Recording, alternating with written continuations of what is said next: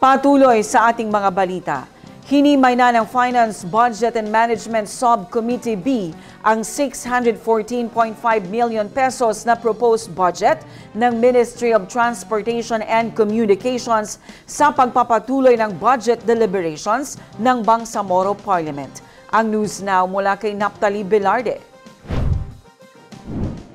Sumalang na sa budget deliberation ng Finance, Budget and Management Subcommittee B ang panukalang budget ng Ministry of Transportation and Communications. Sakop ng 614.5 million pesos proposed budget ng MOTC ang 7 attached agencies na namamahala sa air, land at water transport pati na rin sa telecommunications.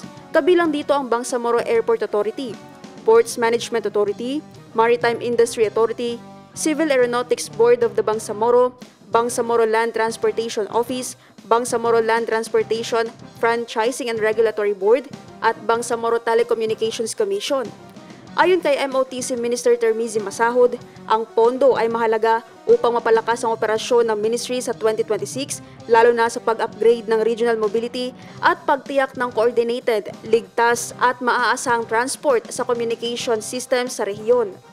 Binigyang diin naman ni Subcommittee Chair, Member of Parliament, Attorney Nagib Sinarimbo ang pangangailangan na makita ang isang definitive direction ng ministry at kung paano makatutulong ang kanilang mga plano sa mas malawak na development trajectory ng Bangsamoro. Samantala, sumalang din sa komite ang proposed budget ng Bangsamoro Commission for the Preservation of Cultural Heritage na nasa 134 million pesos.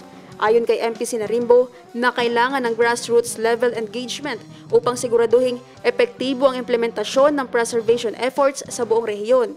Ipinapanukala rin ng BCPCH ang dagdag na pondo para sa operational expenses ng Sultan Haji Bolkiah Mosque na kamakailan lamang ay nailipat ng pangangalaga sa komisyon.